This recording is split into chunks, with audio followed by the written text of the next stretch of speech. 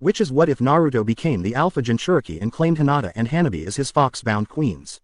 Part 6. And if you enjoy this fanfic, then please press the like button and subscribe to my channel for more fanfic like this. And now let's start the fanfic. Kushina stretched and groaned. Not the comfiest desk she had slept on. Ah, well, the life of a ninja is a harsh one. 2 days reading those scrolls had taught her a lot, but only on the generalities. The details were far beyond her. She was not the best seal master to be born in the clan, and she knew it. Naruto too wouldn't be on par with the clan's greatest masters, but he would be no amateur, she'd make sure of that. With a heavy sigh, she left the room for the once library, turned improvised mess after the men had finished emptying it. Most of the stuff had been sent back to Naruto Uzumaki anyway. A new group of soldiers had arrived, both to further secure the ruins and to help clear out the town. With them had come orders from Naruto. The town was to be cleared of rebels and bodies, in preparation for rebuilding. The Kaiu family had expressed interest in the town and promised to make it a learning center for Whirlpool's military, one that would make their lord proud. Kushina already liked the guys. Besides, if she had understood well, they were craftsmen, and many roads led to what would be Uzushio no Mura. They'd have plenty of resources to work on. And her son had joined a note about what he planned to ask of the Yubokuman. Kushina couldn't help but smile when she thought of it. Her son was one devious ninja. She was so proud. Minato would be proud too. Her smile dropped a bit and turned bitter, but she shook it off as she entered the mess. The men saluted but remained seated, which was normal since she had told them not to bother just yesterday. She nodded a greeting and grabbed the bowl of grub the cook was offering her. Far from the best she'd eaten, but so much better than field rations. Those things were just disgusting.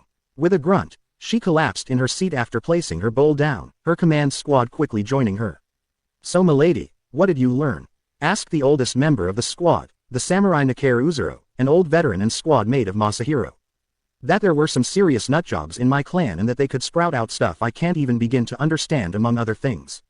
But, you dispelled that barrier so easily the other day, and you opened that lock seal with such ease," exclaimed Toshiro, one of the samurai of the squad. "That's because every Uzumaki seal is built on a basic code that is drilled into kids from a young age. It's a safety measure. In case all the adults of the clan are killed, it allows the kids to know what the seal do and how to use it. It's pretty simple when you know where to look, but when you don't, well, seal masters with training in code cracking are rare." That drew impressed expressions on every member of the squad. Only an Uzumaki would think of something like that, as if their seals weren't complicated enough. "But I did manage to get a better understanding of the seal. It's beyond weird, and I'm not sure I completely understood, but I think it uses what the creator dubbed quantum currents to go to other universes." "Don't you mean dimensions?" asked Uzuro. "Nah, it's an incorrect use. Basically, our world has 4 dimensions: length, width and height to define space, and finally time is the 4th dimension.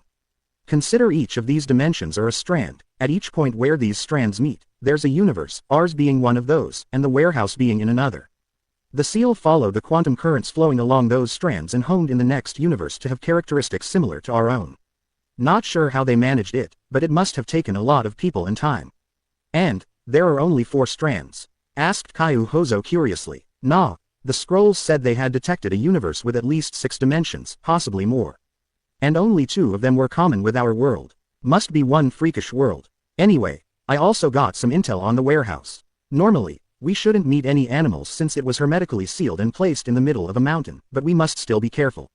We still need the suits, since they didn't have time to isolate the living quarters from the natural energy. I'm pretty sure neither I nor Naruto will ever have the skills needed to place these seals, so it's a task that will befall future generations." The squad nodded, though she could see that Uzuro seemed quite pissed. She could understand. He lost his wife and daughter in the fall of Uzushio. If they had had a little bit more time, the civilians could have been hidden away in the warehouse and his family would still be alive. "What can you tell us on the world?" asked Uzuro. Kushina looked at him for a moment before answering. "You don't want to leave the base. The whole ecosystem is aggressive. About 90% of the animals are carnivorous, half of the plants complete their diet with meat, the rest is poisonous in some way. The smallest carnivore they encountered had jaws powerful enough to bend metal, and that's all in the most peaceful zone my clansmen could find in this world. They tried for the polar circle, but the thing's even worse. Damn predators everywhere and no mountain to isolate yourself in." Uzuro looked like he had abandoned any idea of a hunt, which was good, they needed him alive. Another reason they chose this area was the complete absence of burrowing creatures. "You mean like giant earthworms?" "Nah, like giant 10-legged spiders with mandibles strong enough to cut an armored man in 2 with no effort. That caused shudders around the table. Thankfully there aren't any in the part of the world where our warehouse is, same for the few outposts they created. Anyway, we'll depart in 1 hour, make sure everything's ready. Uzuro, you prepare a second squad to secure the seal room. I want our escape route covered in case things go south. We move out in an hour. Anko looked at her student of a month with a smirk. She was hiding it, but this was extremely important to her. It was the first time she got to train someone, the occasion to form that teacher-student bond she heard Kurenai talk about. And besides, if she could train the kid right, it would help her image, especially if the kid performed admirably in the exams. But first, she needed intel. Okay, we're done with genjutsu and medical techniques, now tell me about that super strength of yours.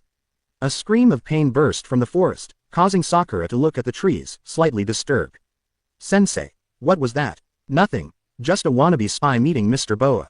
Or maybe Mr. Anaconda, hard to say. Anyway, I wanna know how you managed to recreate Senju Tsunade's super strength.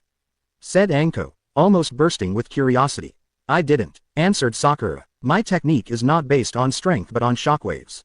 Anko raised an eyebrow and signaled for her to explain more. My technique focuses on the creation of an anvil and hammer duo in my limbs. For instance in my arm, she held up her right fist and pointed at her knuckles. The anvil is placed in the first phalange while the hammer, she pointed at her elbow, is formed a little below the elbow. I use a part of my mind to prepare the blow so that, a fraction of a second before the impact, the hammer is sent into the anvil. Once the two blocks of coherent chakra collide, it generates an increase in kinetic force, thus helping damage the environment and the enemy's body, and a chakra shockwave that reverberates through my opponent's chakra network, thus causing internal damage and destabilizing their cells. Juken with a war hammer. Said Anko. Pretty much, yeah, I can work with that. Smiled Anko. Alright, we'll work on power first, and then on using that technique to influence the natural energy that bathed the world. Would be hilarious if you could punch a shockwave at your opponents, Sakura grinned, that woman was awesome. Fu sighed happily. Her frequent excursions with Shino in Konoha had not prepared her for the sheer awesomeness of this trip. No one to glare at her, plenty of delicious home-cooked meals to enjoy, and Shino on hand when she wanted a good talk or just a nice walk. Not for the first time, she considered mailing her headband back to Taki, but knew it'd cause her hopefully future boyfriend a world of trouble. However, this train of thought brought another unpleasant fact back to light. She still hadn't told him about Chome. She had been surprised when the beast had given her his name, but took it as a mark of trust between prisoners of Taki's whims. And then she had surprised him by asking if she could use his name as her clan name since she had none. Since then, she was Chome Fu and she could say that she was the first human to be adopted into the family of a Biju. Fu-chan, are you alright? Asked Shino from next to her. Yeah, she sighed. Shino-kun, there's something I have to tell you. You know about the Biju? She asked carefully, and he nodded. Well, I have one sealed in me. The Shichibi. She prepared for the violent rebuttal she knew was coming, but Shino only smiled at her. I am grateful that you consider me trustworthy enough to tell me about it. He answered softly, you needn't worry, I will not think any less of you. A smirk came to his lips. Though I might become jealous that your bug is bigger than mine. Fu could only smile ecstatically, tears of relief and happiness flowing down her cheeks. Then, something snapped and she tackled Shino to the ground and pressed her lips to his. Sasuke panted in exhaustion, but smiled nonetheless. The training was tiring, but the results could be felt. Kakashi had him working on a wide array of ninjutsu and taijutsu, all in an effort to prepare him for the finals. Since they had no idea of who they'd face, every contestant was expected to train to face everyone. That was exactly what he was doing.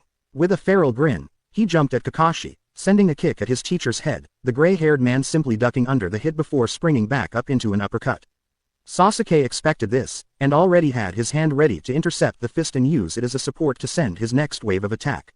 Kakashi countered by increasing the strength in his arm.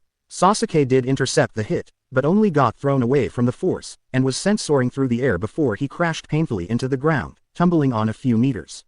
With a grunt, he got up and faced his teacher, ready to counter his attacks.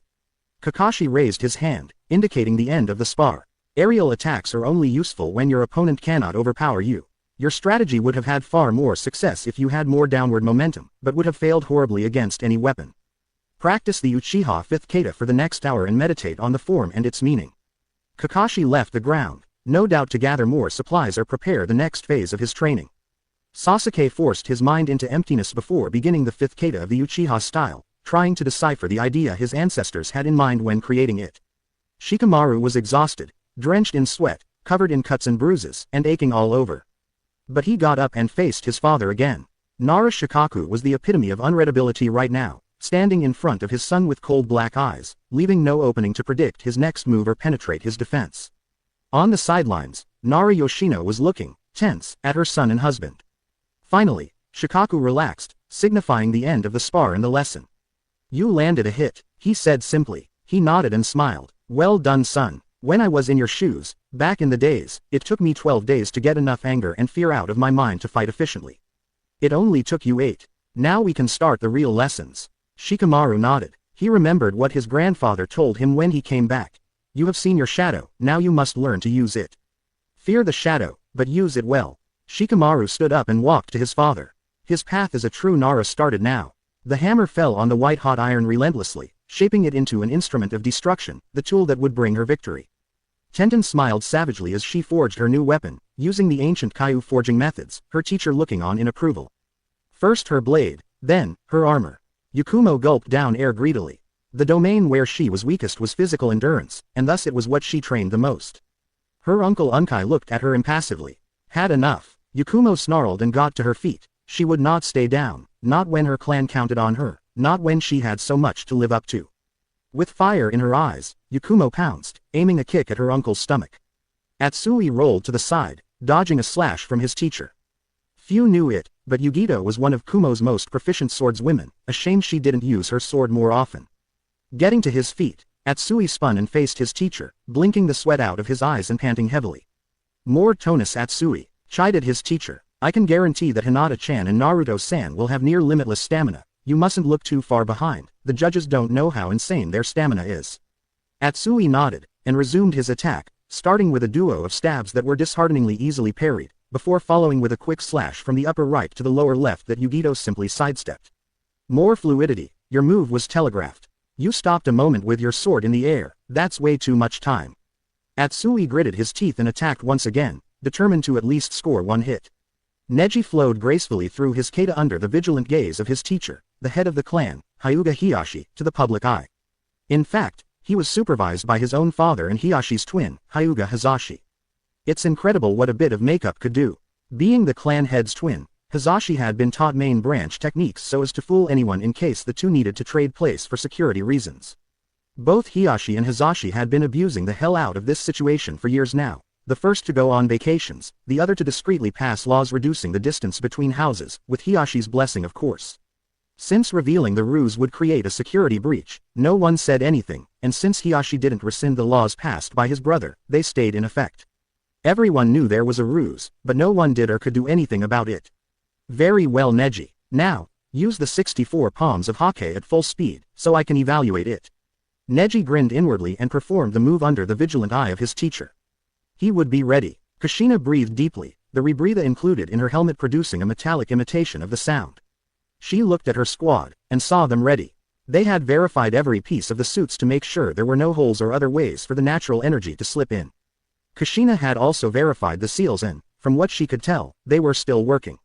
She gripped her tetsubo and prepared to defend herself. Uzuro prepared himself for a clean Iijutsu strike. Hozo had taken his Ono from his back and was ready to split skulls. Tomo had taken out his Kusarigama and Toshiro had unsheathed his katana and wakizashi. With one more deep breath, Kushina activated the seal. The feeling of being deconstructed, rearranged, displaced through a current of unfathomable matter and finally reconstructed on the other side was daunting. The fact that Kushina was forced to swing her tetsubo into a monstrous animal on arrival did not help at all. She heard the sounds of two blades cutting flesh open, screams of surprise, the sound of metal hitting bone at terminal velocity and smashing through it, and finally a scream of pain, all in a moment. Turning around, she saw that one of the animals, some kind of deformed six-legged great cat the size of a wolf, with 3 imbricated jaws, a dark green pelt and 8 black eyes, had bitten Toshiro's right arm off, causing blood to almost geyser out of the wound. "Send him back," she screamed, not willing to see what would happen if he stayed too long. At the same time, she spawned 3 clones to cover all eventualities. One of the clones, seeing the other squad members didn't know how to activate the seal, gripped Toshiro and activated the seal, disappearing in a cloud of iridescent light. Kushina looked around, gritting her teeth. Thankfully, there had only been 6 of these things, and Uzuro and Hozo had summarily executed the 2 survivors. Swore Kushina, her voice altered by the rebreather. "Those things live in pack. Not only is the complex compromised, there are also more of those. Shit. Seconds later, the reinforcements arrived, a squad of 8 samurai, 4 of them equipped with bows. Alright, you 8 hold the line. If you hear nothing from us in 2 hours, assume we're dead and condemn the zone. Squad, we're moving out. With that, Kushina sent a group of clones to clear out the way, hoping the clones could take out a few of the predators.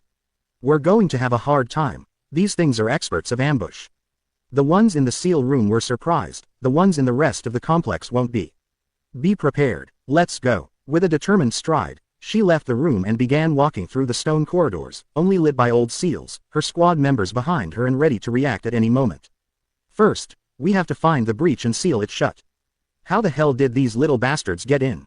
The base should have been completely closed. Tightening her grip on her weapon, she approached the first crossroad in the facility, with a wall in front of her.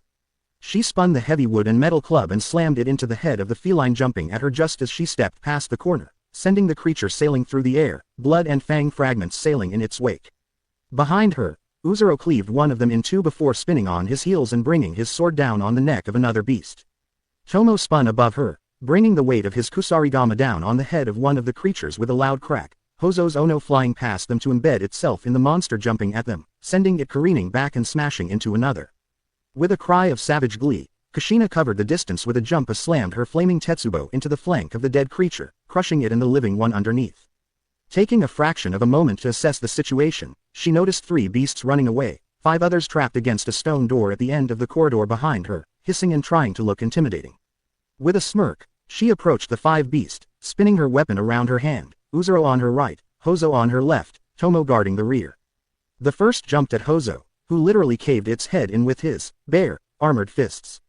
While Hozo pummeled the thing into a wall, Uzuro charged in, decapitating one with a wide swipe of his sword before ducking and disemboweling another that jumped above him. A third came running at his back, but was quickly killed by Kushina's tetsubo crashing on his head with bone-breaking force, before the Uzumaki brought her tetsubo up at terminal speed, right into the last creature's belly, crushing it into the ceiling. Kushina took a moment to look at Hozo, only to find him brushing the blood off of his knuckles. That is quite an excellent armor your ancestors crafted, milady. Enjoy the Uzumaki sealed armor, kid, answered Uzuro. Nothing short of shinobi-grade weapons can go through it. Well, that and swords from Tetsu no Kuni, but those guys' craftsmanship just isn't fair. Yeah, they make a few nice toys, answered Hozo nonchalantly. You can do better, asked Uzuro curiously. We are Kaiu, was Hozo's confident answer. Less bragging, more fighting, admonished Kushina. Anyway, that went better than I hoped. Maybe we can clear out this place after all. Kushina paused, as if thinking. Okay, my clones found the breach. Beasties found a cave-in. It's not too far, we can get there fast and seal it up. Follow me. Carefully, they walked in the open corridor, leaving the door for later, killing 6 more creatures on the way, before reaching the breach. There, Tomo quickly used his earth techniques to seal the breach, filling the whole tunnel with hardened rocks. Then, they resumed their exploration. In the corridors, they killed 4 more beasts, before reaching a large room filled with floating balls of blackness of various size, a strange black mists of small kanji floating around them, and 12 large predators. One of them in particular was larger than the rest, hulking even, and looked at them with the closest thing to hate an animal could express. With a roar, it jumped at them, covering a frightening distance in one go, its underlings running after it. Shit, swore Kushina, running back into the corridor, her squad right behind her. Tomo took out 4 tags and threw them to walls in front of them, using chakra to keep them flying right and stick to the walls.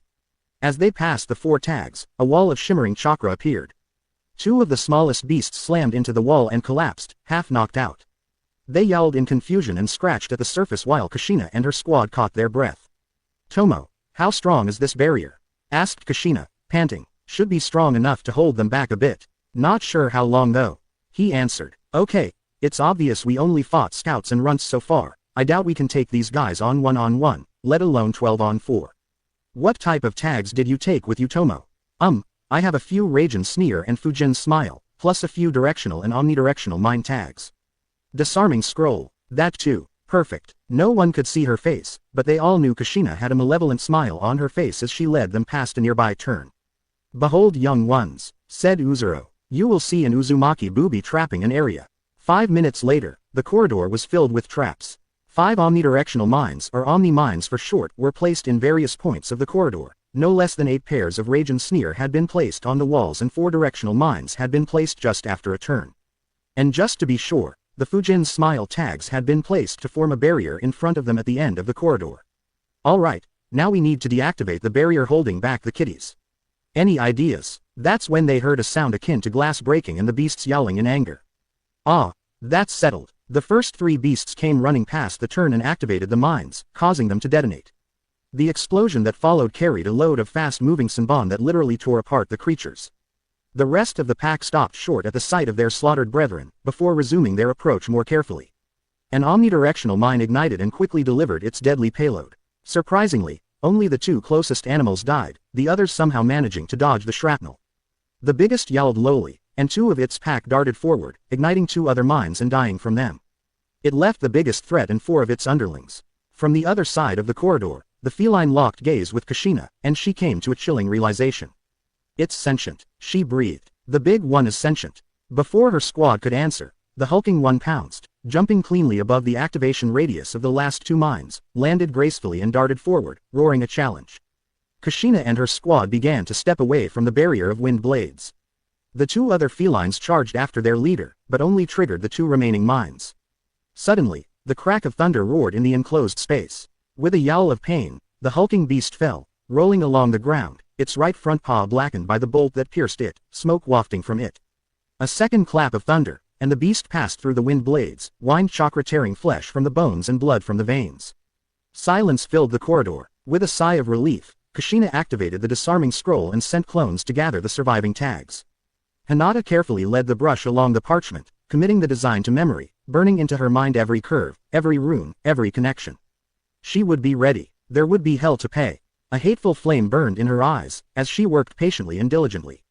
Naruto grunted lowly as he settled his aching self in his chair.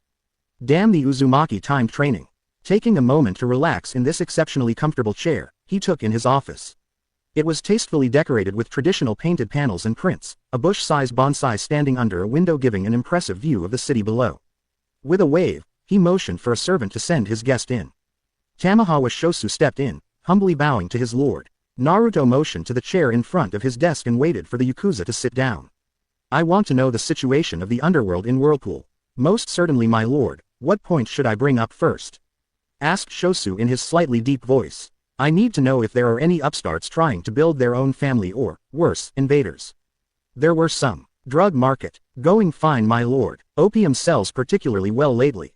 Crime rate. Tightly controlled. Thieves are carefully monitored and directed to problematic and suspicious individuals. Murderers and rapists are disposed of. Export. It is going well too. One of our latest narcotic, the blue turtle, sells particularly well in Fire Country's eastern parts. Good. Profits. See for yourself, my lord, said Shosu, pulling a scroll from his robes and placing it on his lord's desk. Quickly Naruto picked up the scroll and looked at the numbers, humming in appreciation periodically. Any side effect I should know about with this blue turtle stuff? He asked, his eyes still fixated on the numbers. As such, he missed the shocked and cautious look on Shosu's face.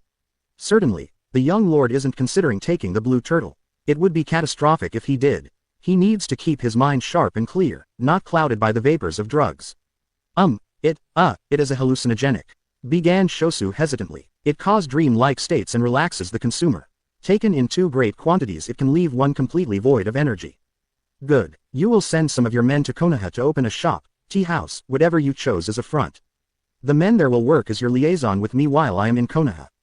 You will have them make contact with the Red Dragon Yakuza and have the White Lotus registered as a friendly organization if it's not already done. Once this is done, you will begin ferrying to them a new drug. Basically, the blue turtle, but more concentrated. Shosu took a moment to meditate on this. The Red Dragon was the family controlling the Konoha underground, which could only mean that it was an extension of the Konoha government. Why would they need a purer brand of blue turtle? Certainly not for the shinobi or the workers there, they were kept away from such dangerous drugs. A purer blue turtle could do enormous damage to an Ikano. Shosu's eyes widened. It will be done immediately, my lord. Good. The White Lotus. Actions during the absence of my clan were most satisfying. You may tell your men that I renew the trust my ancestors placed in you. Now go. You have much work to do. Yes, my lord. Thank you for your trust and time. Shosu got up, bowed, and left the office. A servant led him through the palace, toward the exit, and he couldn't stop smiling. Now that he had seen the young lord himself, he could tell that he was a fine lad, one that would grow into a good daimyo. A look at his village, contemplating exactly what his foolishness had cost Kumo.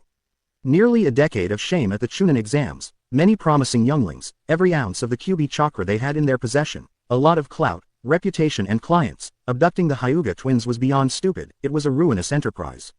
Now that they were in Konoha, connecting with their birth village, there was hope that Kumo might get out of this without too much more damage, if the cards were played right, and they had luck. But there was also the potential for this to turn into a complete disaster. He had to reduce this risk as much as possible, for the good of Kumo. The door to his office opened, and the head of the hospital entered. "You requested me, Lord Rakage," he tiredly asked. "Destroy the eggs, every last one of them." The man nodded and left, closing the door behind him. Even more money, time and chakra wasted. But better money, time and chakra than the lives of Kumo's citizens. Fu blinked slowly, trying to peer in the darkness around her. She yawned quietly and looked around a bit before deciding that nothing in the room quite deserved her attention more than her warm, firm and comfortable pillow. With a sigh of happiness, she settled her head back on her boyfriend's chest, letting his heartbeat lull her back to blissful sleep. Shibi quietly closed the door and made his way to his wife. When he reached Hosako, he could see her surprise at the fact he hadn't brought Shino and Fu back like she asked. "It seems Shino and Fu-chan clicked like you hope. She's napping on his chest right now. Shall we dine on our own or wait for them?" Let's wait for them. I want to tease them about it," answered Hosako with an impish smile. Shibi only chuckled. Ino flew through the hand seals and placed her hand on her father's head. She opened her eyes and saw the mindscape Inoichi had built for the purpose of this training, with her father sitting in the middle of it. "Very good, Ino-chan, you're getting better at it." "Thanks, Dad. How long until we move to the next technique?" "Not long if you keep progressing that fast." Choji drove his fist into the training dummy, sending wooden limbs flying. He looked to the side and saw the shocked expression on his father's face and the council of elders speaking to themselves frantically. Finally, Akamichi Choritsu, the oldest member of the council, and Choji's great-grandfather, stepped forward. "Grandson, your child shows unprecedented talent with the mass augmentation technique. I urge you to let us train him." Choza took a moment to think, before nodding his assent. "I trust you will not push my son too far beyond his limits." "Of course not," Choza nodded. Kushina tensed when she felt the mountain shake and the low roar that followed.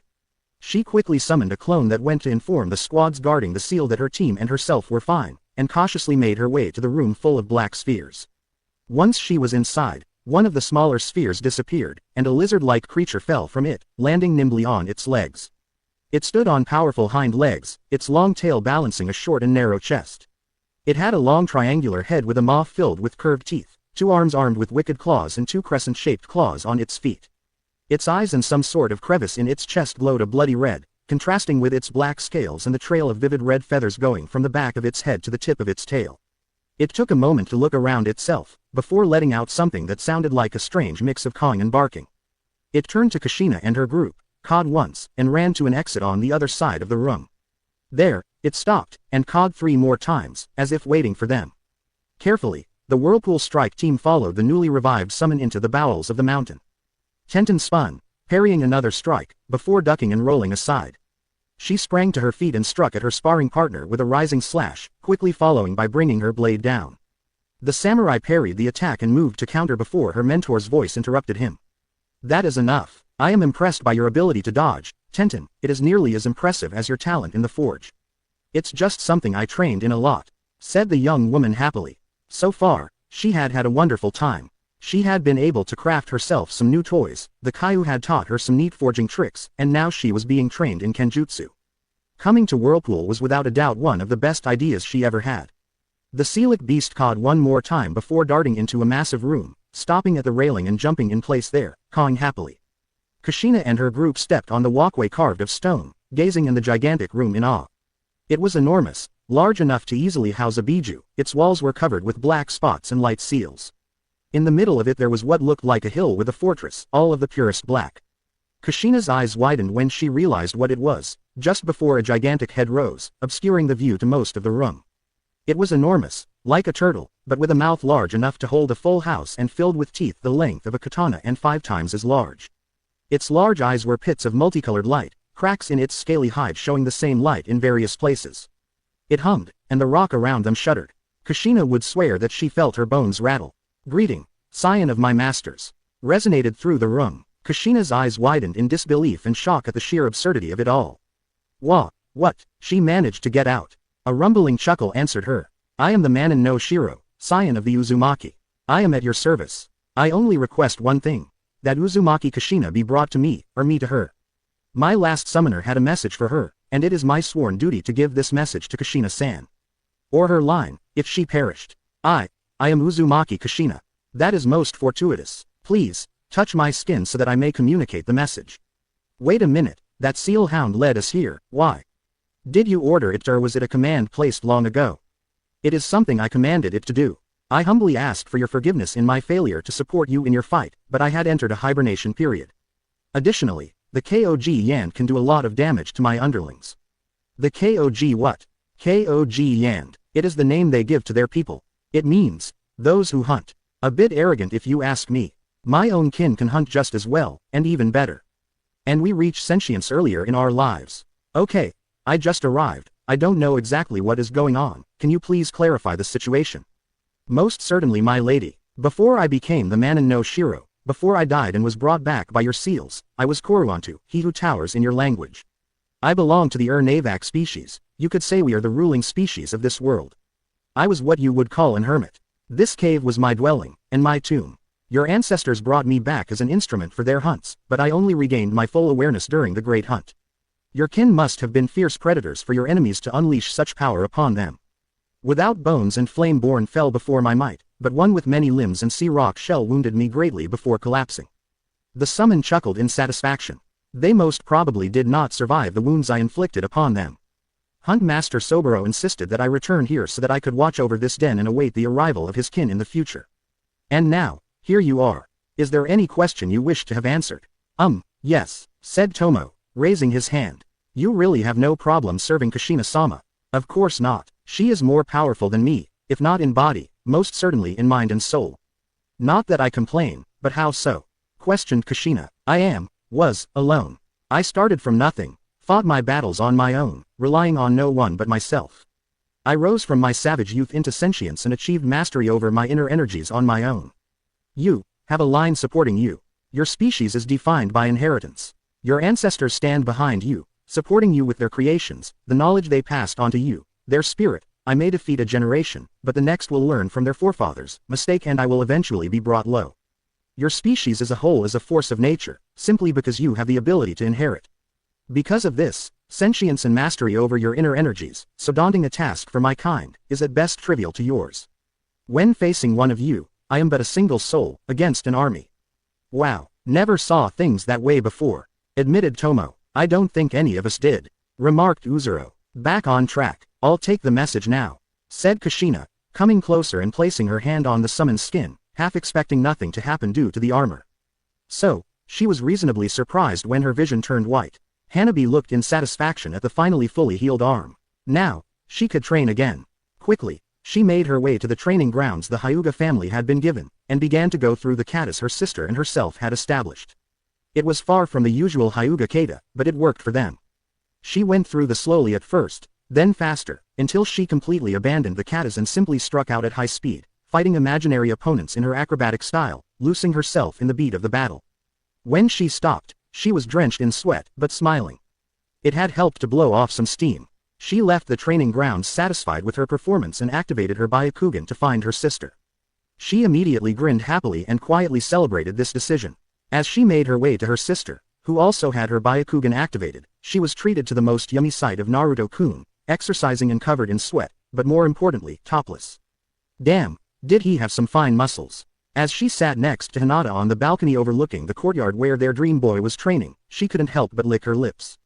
We chose our man well, she said, a wide and lecherous smile on her lips.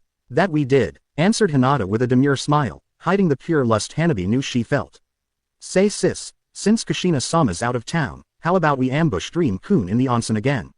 She asked impishly. Hinata licked her lips in an entirely too sensual fashion.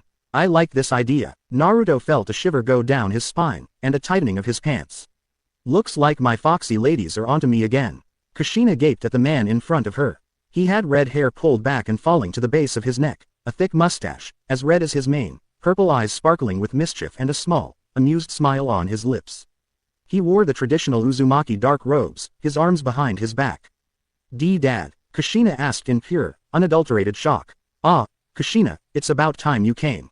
I was starting to cramp it, you know," he said humorously. Kushina looked at Soburo the Unbroken, one of the mightiest fighters of his time, fallen gloriously in the line of duty, standing right in front of her in an expanse of pure white, cracking jokes. "That was anticlimactic," she said, her left eye twitching. A quick check of herself showed she was also in traditional Uzumaki robes. She heard her father chuckle and looked at him flatly. "You'll have to excuse me, I couldn't help myself," he said with a calm smile. "Besides, you should have expected that, my little wildfire."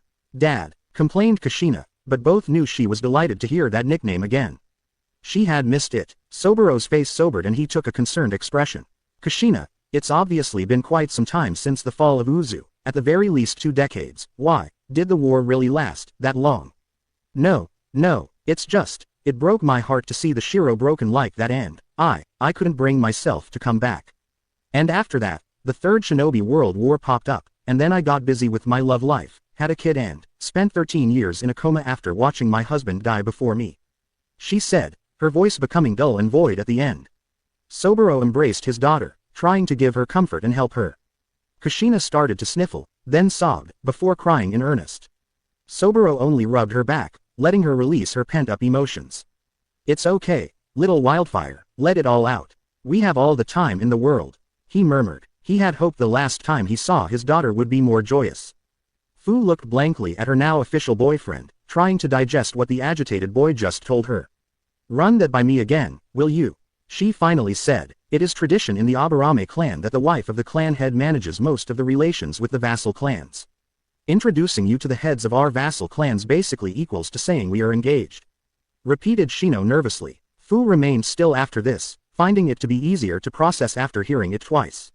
"I see," she said. "And, how do you feel about it?" she asked, trying to hide her own feelings. I think it might be premature," said Shino hesitantly. "I wouldn't want you to feel pressured into a relationship with me," said Shino nervously, letting a few of his insecurities talk for a bit. And unknowingly scoring him lots and lots of brownie points with Fu. The girl simply nodded and motioned for him to follow her. Shino obeyed and walked behind his girlfriend and hopefully future wife, exiting the mansion, reaching the clearing they favored for stargazing and weapon study. It was filled with fireflies dancing in the air. Shino was particularly nervous when Fu stopped in the middle of the clearing. "Okay," she said, taking a deep breath, her back to Shino. "You're uneasy with this because you feel it might be too fast for me?" "Yes," answered Shino, feeling his throat dry. "But it's not too fast for you." "No." He was so nervous, he was certain she could see him shaking like a leaf. "Am I to understand you wish to wed me, Aburame Shino-sama?" said Fu in a playful voice, trying to lighten up the atmosphere. Shino felt like he was at a crossroad, like answering wrong would cost him dearly, but a good answer would be extremely rewarding. Not sure of what to do, he decided to follow his instinct. "Yes," he said, after barely a second of hesitation. The clearing was filled with an almost silence only disturbed by the soft buzzing of the fireflies, too busy with their matrimonial dance to worry about human problems. Fu was shocked, she had not expected this. "You really want to?" she said, trying her best to keep her hope out of her voice. "You'd really have me, Bijou and all." The awe was starting to seep in her voice, along with a joy unlike any she had ever felt. Shino decided to follow his instinct yet again, and walked up to the girl he liked, no, loved, and embraced her from behind. "I wouldn't trade this Bijou in you for the world, because without him, you wouldn't be you. The real question, I think, is would you have me, bugs and all?" Fu was about to spin in his arms, deck him for saying stupid things and then kiss him silly for saying such sweet things when Chome contacted her.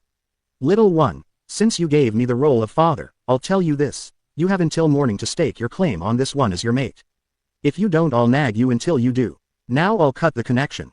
Good luck." And then Chome wasn't there anymore. Fu smiled and decided her course of action. She pried Shino's arms from her waist just long enough to turn to face him, and then placed them back where they were. "I was about to deck you for the stupid question," she said softly, looking straight into Shino's eyes. "But right now," her face came closer to his. "I feel more like rewarding you for the sweet things you said to me." Her lips landed softly on his, and she slowly pulled him to the ground. Hinata let out a shuddering breath, grasping the sheet around her tightly, a whimper escaping her lips when she felt the intruding but so very welcome appendage teasing her senseless brush against her again. They had only done that in dreams so far, and it felt so insanely good, so, a sharp gasp escaped her when it dipped inside, twisting sensually. Next to her, Hanabi was shamelessly moaning, her hands clamped on the bump between her legs and under the covers, her back arching, pushing her bare up, with every passage of the beloved muscle. Hinata's observation of her enraptured sister was interrupted by her lover's appendage brushing against a particularly pleasurable spot, causing her to arch her own back, pushing her own bare chest up. Hanabi let out a keen moan, her body shaking with pleasure as she gave into the assaults of her own blonde. Hinata managed to hold on a bit longer, but eventually succumbed to the delicious assaults, peaking with a sharp gasp, her body locking up in wonderful ecstasy.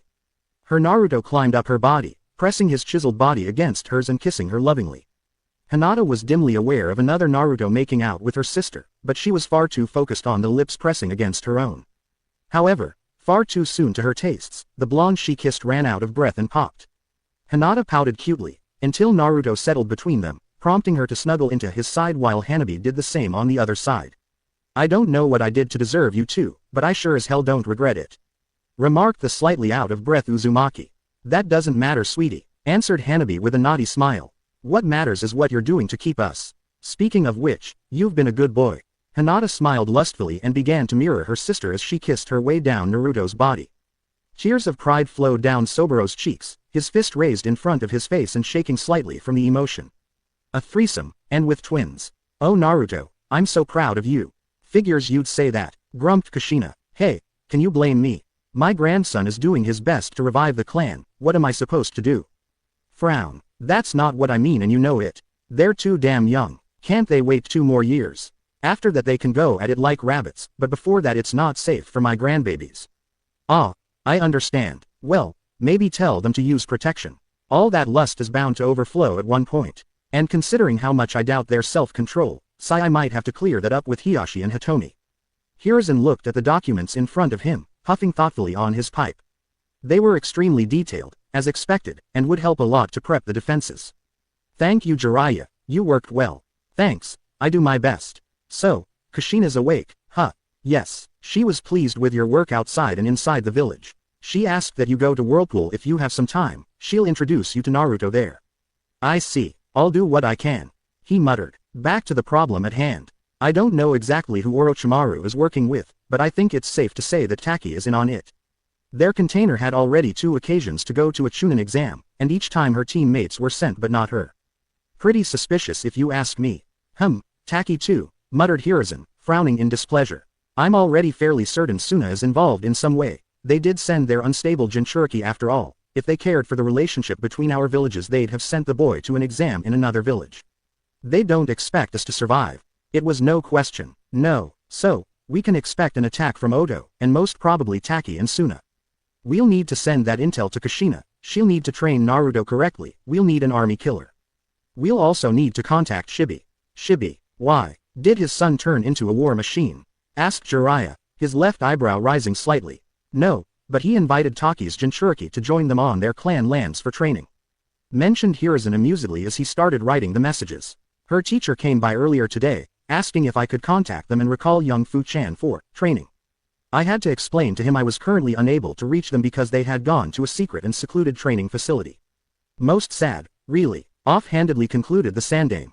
"Ah, I see, you want to see if you can make a turncoat out of her, don't you, you crafty old monkey?"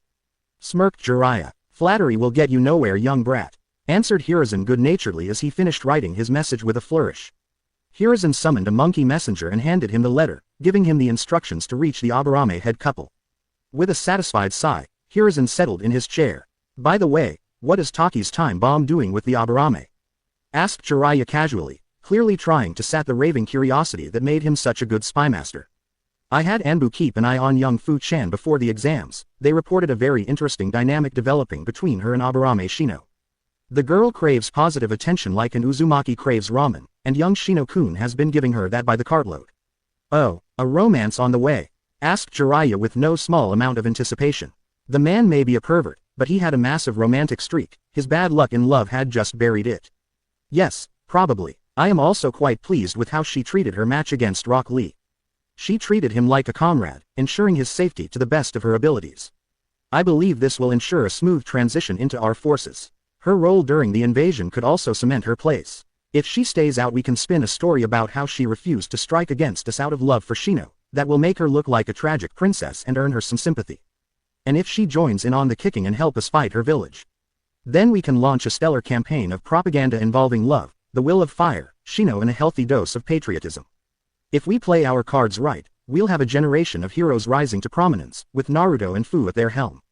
Said Hiruzen, a satisfied smile on his face. If Shibi and Shino play their cards right, we'll be a shining beacon of hope for Jinchūriki across the world, and get out of the fight all the more powerful. Jiraiya nodded, but deep down he feared it wouldn't be that simple. Kushina sighed heavily as she removed her helmet. That had been emotionally tiring, but in a surprisingly good way. Her father had helped to soothe a lot of mental pain, and she felt now more at ease. She still yearned for Minato, but she now accepted that he was dead. She was more at peace with herself. Soburo was now waiting for Koruanto to be summoned near Shiro Uzumaki so that he may speak with Naruto. Kushina didn't even want to think of all the unholy ways in which those two might bond. Let us just say that she didn't put them above organizing ritual pranking in honor of a heathen deity. Leaving the portal room, Kushina marched to the mess, intent on getting food in her. And checking up on the wounded of course. She'd need to go back to the outpost several times, both to make sure there weren't any other entrance points, to check on the amount of living seals available, and to get intel on the local fauna from Koruanto.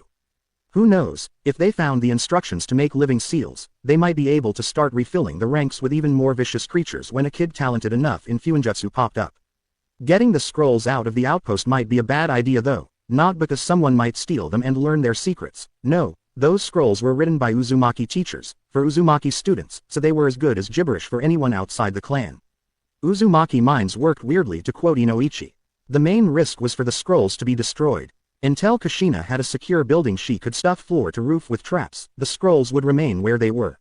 Shibi looked at the orders from his Hokage, frowning softly. This could be a problem. Taki turning hostile was indeed very problematic. The letter was quite clear on what fate awaited Fu in the coming war, and that was something Shibi wanted to avoid. The girl completed Shino splendidly, and his dear Hosako had a soft spot for her. He himself already considered the girl family. With a sigh, he got up from his seat at his desk and started to look for the teens. He needed to talk to them before morning training. He hoped the strategy he had decided on would work. He found the two quickly. They both looked a bit sleepy, but exceptionally relaxed and happy, Fu in particular. In fact, the girl was leaning against Shino, her arms wrapped around his, regularly shooting amorous glances at him. Shibi sighed. He hated to ruin the joyous mood, but they needed to talk. Shino, Fu-chan, could you please follow me? He asked softly. The two teens instantly focused on him and nodded uneasily. They walked to Shibi's office and sat down. Shibi could feel their uneasiness. He uttered a quick prayer, hoping the conversation would go smoothly. I received word from Hokage-sama. It seems the relations with Taki are strained. Shibi paused to gather his thoughts, trying to find a way to pull Fu to their side. They're going to attack, aren't they? Asked Fu calmly, looking resigned. I knew they had something in mind when they sent me to Konoha. I know they see me as a bomb. She added, anger seeping into her voice. Shino grabbed her hand and gave a light squeeze, prompting Fu to give him a grateful look. Hokage-sama asked me to see if you would be open to changing allegiance. Said Shibi, seeking to exploit the opening he saw. I won't hide that I hope you will join Konoha, and I know Shino does too. He said, shamelessly using the feelings card. It would allow you to continue your relationship. He noted they both blushed but denied nothing. It would also earn you a chunin rank. You would have to participate in a propaganda campaign afterward to foster goodwill and patriotism, but it would only help your image. Tell Hokage-sama that if he gives me a paper confirming that I'll be able to pursue a relationship with Shino-kun signed by his hand, I'll burn my Taki headband and put on a Konoha one on the spot. She answered with complete seriousness. Shibi could only smile. Naruto sat on the bench, resting for a bit, as he watched Hinata spar with the daughter of the Okami clan head. Okami Izumi was relatively good at taijutsu, but nowhere near as good as she was with a blade. However, that was not Naruto's focus. What Hanabi was saying was his focus. I'm really worried she'll go overboard, said the pretty girl nervously. Hinata may look sweet and harmless like that, but she's very protective of you, asked Naruto gently. It goes beyond that. When I get hurt, she tends to get very, very violent. She's the main reason people stopped messing with us pretty fast. When it comes to someone hurting her family, the concept of overkill means nothing to her. She beat a bully into a 3-days-long coma for punching me when we were 10. Gaara almost killed me, admitted Hanabi uneasily. Yeah, she'll probably look for a way to slaughter the out of him. No, she'll find that way, and then she'll send Gaara 6 feet under. And she'll be very brutal about it. Naruto remained silent. looking at Hinata, who was helping up Izumi and complimenting her on her fighting style. What Hanabi said seemed hard to believe, but she knew her sister well. Naruto suddenly wondered exactly what scroll Hinata was studying in the evening. Fujikawa Ritsuka looked at his Junin impassively. If you weren't one of our rare Junin, I'd have killed you already. By the Rakudo's ballsack, what made you think sending that little bitch with the Aburame was safe? I didn't think much of it, sir, answered the man honestly. I figured they'd want to learn her Kaiden technique and then discard her. I hoped it'd keep Konoha off our backs. You idiot, her loyalty may very well be compromised now. We may have to use the contingency seal and forcefully detonate her. That will reduce the Shichibi's effectiveness massively. And what if she gives the summoning contract to the Aburame? What then? We'll have lost our air superiority, that's what. We're lucky she's not aware of the plan. With a sigh, Ritsuka got up from his desk and looked at the village from the window of his office. We'll have to keep her in the dark, act like nothing's wrong. Then we'll take her by surprise and activate the seal. You'll need to tell her to help escort Konoha villagers to the shelters and lay low until our forces come in. Then, I'll activate the seal and detonate her. That will eliminate a large portion of their population and cripple any possible recovery if they're not outright slaughtered. Yes, sir, said the Junin, saluting. Good, now get out of my sight. It is shameful enough that both of your students failed to get anywhere while she got to the finals. Danzo sat in his office, meditating. The Aburame had done Konoha a great service, securing the loyalty of the Shichibi container. The speed at which their answer had returned was surprising and pointed at interactions of greater meaning than anticipated, and a failure of the Taki leadership to ensure the loyalty of their weapon. Danzo felt contempt for the fools, but certainly wouldn't bemoan their lack of intelligence. It allowed Konoha to grow stronger. With two strong containers, Konoha would be uncontested, and Kumo would make a good replacement for Suna as their ally once reparation had been paid for the abductions. The fact they got two pseudo-Jinchūrikis out of the deal was a nice bonus. Their relationship with young Naruto guaranteed that the reborn Uzumaki clan would be able to house the Kyuubi and ensure Konoha's strength. And with them safely behind Konoha's walls, the tragedy of Uzushio would not repeat itself. Yes, the fall of Uzushio had been a disaster, losing such steadfast allies, ones so willing to share their discoveries and reinforce their defenses, had been a hard blow to Konoha. While Danzo's general stance on allies was to never trust them, the Uzumaki clan had been a special case, supplying Konoha with information, new seals and military support with a diligence that allied clans inside Fire Country failed to equal. The ascension to the Shinobi Council of the Uzumaki clan was but a matter of time. Young Naruto probably wouldn't sit at the council as a clan head, and neither would any of his children, but one of his grandchildren just might reach the council, if the Uzumaki produced enough famed shinobi. Influence and wealth were a non-issue as it was. Even if they were not on the clan council, the Uzumaki would be consulted, simply because of their holdover Whirlpool. Some of Konoha's minor clans may hold more lands than them, but Whirlpool was still, and by far, superior economically. Idly, Danzo wondered how much it would take to convince the Hyuga twins to mother as many children as they could. The bigger the Uzumaki got, the better. With a sigh, Danzo picked up the latest information his officially disbanded again root network had picked up. They may not act too visibly anymore, they still did gather information for him. And what he was seeing was very interesting. The youngest incarnation of the Ino Shika Cho trio was showing a lot of promise. Apparently young Ino's near rape had gotten them fired up. Good. Young Choji picking up the mass augmentation technique so easily was surprising, and very good. It would make him powerful. Any shred of power they gained would be needed to face the coming invasion. It was too bad they couldn't just booby-trap the entire forests around Konoha. It was simply too dangerous for the future. So sad. Now, where was that bingo book with Suna and Taki's Junins? He had a few assassination missions to assign. Fu rubbed her right shoulder yet again, knowing full well that she couldn't reach the seal between her shoulder blades to rub it. Well, it wasn't really a bad urge, it was just that her new seal felt weird. She had to trust that Jiraiya fell on the security of the seal. At the very least it looked far less dangerous in her mindscape. Normally, she shouldn't face any problem like the seal collapsing and releasing a berserk Chome, which was very, very nice. She was kind of partial to staying alive and hopefully having Aburame babies later on. Right now, she was following Shibi and Shino through some tunnels. They said they had something to show her. When they reached the end of the tunnel, she realized that yes, there was something to be shown. She stood in the middle of a gigantic cavern shaped like a chimney. The sky and some greenery was visible high up. And the walls were covered in silk, mile after mile of silk, with thousands of insects flying around, emerging from cavities in the rock. It was both breathtaking and ominous. This is the Aburame's contribution to Konoha's defenses, said Shibi. There are 56 Kikai hives in this cavern. Their parasitic behavior is dormant, instead they are conditioned to produce the silk we sell. Should we will it, however, they can be activated as full Kikai hives, and reach Konoha through small tunnels reaching all the way to the Aburame compound. We have 12 caverns of this size, and 3 twice as large spread out everywhere on our land. That is a lot of beetles, said Fu. Already, she was considering the possibility this provided. Say, you wouldn't happen to have a large cavern in stock. I'd kinda like to keep my contract, so. The beetle clan is willing to follow you away from Taki? Asked Shibi in surprise. I think so, yeah. I'm their only summoner. They aren't all that liked in Taki, and the Jinchūriki is often the only summoner. I just have to offer them the option, and they'll come here. Would they be open to more summoners? Asked Shibi cautiously. Adding Fu to their ranks was proving to be more and more rewarding. Shino truly had inherited his luck. You kiddin' me? They'll jump at the chance, especially guys like you, who respect insects. Shibi couldn't stop the smile that spread on his lips. Chakra blazed along her fingertips as she pummeled the dummy, the wood skeleton creaking under the strain, the leather of the outside blackening from the intensity of her fury. 64 times she struck, leaving burn marks each time, until the dummy simply collapsed, its armature shattered. She frowned. She had failed again. A simple chakra burn was not her goal.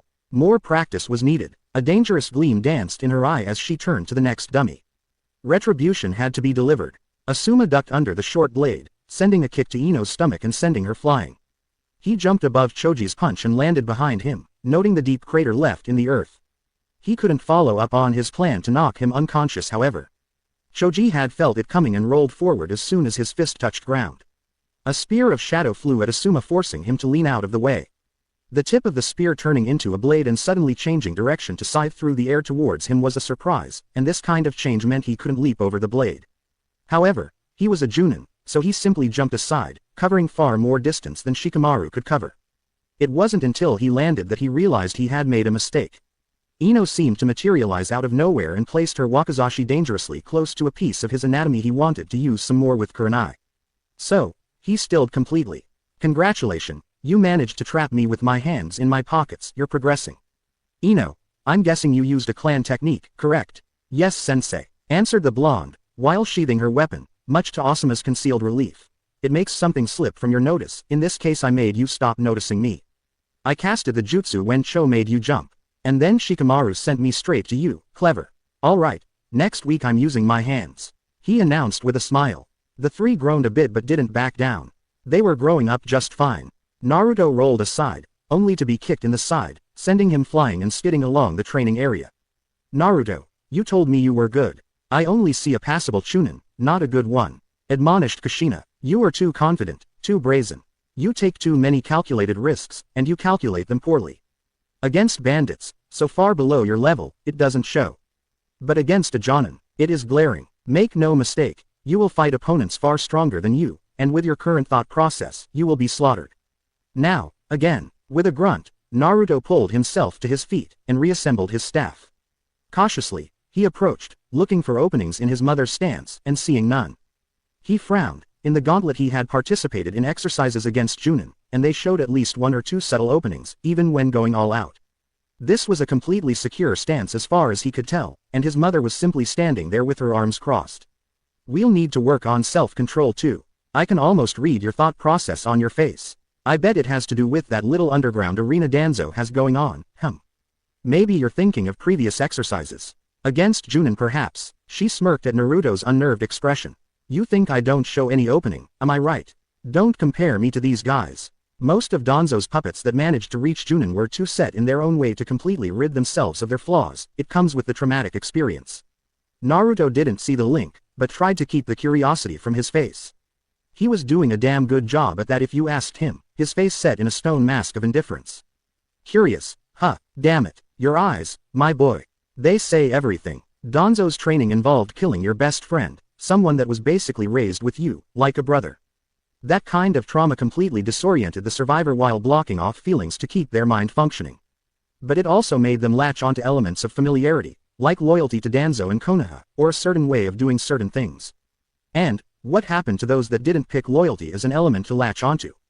Asked Naruto. Instead of answering, Kushina casually picked up one of the rocks littering the training ground, to be used as improvised weapons if the occasion presented itself she had said, and casually crushed it. She raised an eyebrow while Naruto's eyes widened and his skin paled. Now, let's resume, cheered Kushina with an entirely too enthusiastic smile. Then she pulled her wooden tanto from its sheath and dashed towards Naruto. Quickly, she stabbed forward, forcing Naruto to spin his weapon to parry the blow. With a flurry of lesser strikes, she kept him on his toes until he got a bit too confident and changed his stance slightly. Then, she sidestepped him entirely and slashed at his side, throwing him off and causing him to dive to the side. Since the jump had been so sudden, he hadn't been able to stop the momentum of his weapon, and it bounced away. Stop trying to be flashy, it'll get you killed. Be efficient, she admonished. Naruto looked at her as she stood between him and his weapon. He was clearly looking for opportunities, but not hard enough. Thankfully, it seemed he had located the hidden openings she had left and the trap that accompanied it. There was progress. That thought was put into question when he dashed straight for that opening head first. With a mental sigh, she prepared to give its just retribution to his foolishness, only to be surprised when he sidestepped at the last moment and dived into a forward roll that brought him to his staff, allowing him to recover his weapon. Not bad, she admitted while he spun around to face her, his staff whirling around him defensively. Another sign of progress. He didn't get cocky after she praised him, and did not lower his guard, though she could almost see him file the moment for later celebration. Naruto dashed forward, snapping his staff apart. With thankfully far less flashy moves, he began his onslaught, and Kushina had to admit that any Chunin, maybe even a few Junin, would have been hard-pressed to fend it off. As it was, she managed that effortlessly. Too slow, she offhandedly mentioned, and was satisfied to see it failed to get a rise out of her son. Good boy. He suddenly snapped his staff back together and switched from his high-speed stabbing tactic to a fast-paced onslaught based around whirling strikes of his staff to form a relentless assault. To test him, Kushina used her tanto to block one of his blades, putting just enough force in her move to stop the blade on the spot and following with a stab. She was satisfied to see Naruto use her block to bounce his staff and start his momentum in the opposite direction, using it to slap aside her stab. Still something most Junin could overcome, but better. Trying to see if he had learned his lesson, and if he could learn another, she sent her tanto in a stab, leaving her neck wide open. As she expected, he had not learned and estimated that he could strike her before her stab struck, preferring offense to defense again. Casually, she lifted her left hand and summoned a Fuinjutsu shield to block the strike, her tanto reaching his neck, the wooden edge, pressing again his skin. You lost, she simply said before frowning. What did I say about calculated risks? But you said you wouldn't use Fuinjutsu. He said, gobsmacked and a bit revolted. And you believed me? Asked Kushina in a flat tone, clearly indicating how stupid she found the notion. You'll fight shinobi, not samurai. Expect your opponents to fight dirty. Naruto lowered his head defeated. Yukobuman Senku stood before Naruto, wondering what the young lord planned to do exactly. He already guessed it would have to do with his clan and their habit of being nomadic, but not much further than that. You requested me, he asked, signifying he was ready to listen. Yes, I have several possible positions I'd like for some of your clan members to occupy. Oh, are there people in your clan already associated with Whirlpool? Some old veterans and their children. Not much though, answered Senku, wondering where the boy was headed. Excellent. Would it be possible to convince them to take on the role of traveling representatives for some of Whirlpool's companies? That could happen, nodded the clan head, starting to see a possible path. Excellent. Now, as you no doubt know, I appropriated a good part of Gado's possessions. Right of conquest. Of course, I am guessing there are companies that are not officially linked to Whirlpool among the reclaimed possessions. You are correct. It would be most fortuitous if some of your clansmen could occupy some of the positions in these companies too. Perfectly acceptable. Excellent. Now, you told me you had made contact with some clan members on the southern continent, correct? Indeed. At least 5 city-states are under control of Yukobuman families. They are, however, fiercely independent and refuse to submit to either my authority or yours. Yes, you mentioned that in your report. However, they are open to commerce. I'm starting to like where this is going. Hey, here's what I plan to offer them. Exclusive trading rights with this continent, with basically non-existent importation taxes. Of course, the customers don't need to know that. They'd likely accept. They'd be able to make big profits on relatively common goods where they are. What counterpart would you ask of them? Technologies. There's bound to be ideas in these foreign lands we do not have here, and it could very well turn the tides of war in our favor. They'll ask for something equivalent. Knowledge isn't cheap. Neither are Uzushio's seal blades. Senku's eyes widened, and he nodded slowly. That would of course balance the deal. A lot. I think they'll accept that kind of deal, my lord. Perfect. Thank you for your opinion, Senku-san. Of course, he said, bowing respectfully. Is there anything else? Yes, here. Naruto retrieved a scroll and gave it to Senku. 6 seal blades for your clan. That should reinforce your hold on your people, correct? Indeed, confirmed Senku, slightly disbelieving at how easily the boy had given him such powerful weapons. Let this be a reminder to the doubters of just how beneficial working for Whirlpool can be, said Naruto, and Senku could see the message wasn't only for the doubters. The boy was growing to be an appropriately shrewd lord. Jiraiya was a bit dazed by the view. It was staggering. He had never been to the Shiro Uzumaki himself, but he had heard stories. They had done no justice to the actual view. It was incredible, awe-inspiring. Idly, he wondered if he could use that view to inspire one of the action scenes in his next book. Getting himself back on track, he began to walk across the giant bridge, keeping his ears open to get a feel of the land, and of what his godson was like. Yeah, he actually participated in the festival. Just like a true Uzumaki. He may be blonde, but his heart's Uzumaki alright. Damn, those 2 fox girls were hot as hell, I'd tap that. They're 13 you sicko. So, and they're with the Lord. What? Now that was an interesting piece of news. His godson was on a fine way if he already had 2 girls with him. Looks like he'd have more than just ninjutsu to teach the kid. And since they were talking about fox girls, it had to be the Hyuga twins, Kumo's 2 pseudo Jinchūriki. Honestly, Jiraiya wasn't sure how it had all turned out so well, but he wouldn't complain. He noticed a group of samurai walking towards him, decked in green armor, their leader pointing straight at him and no doubt evaluating his reaction. With a grin, he changed course to meet them head on, amused at their surprise. Might as well get an escort for his extremely gallant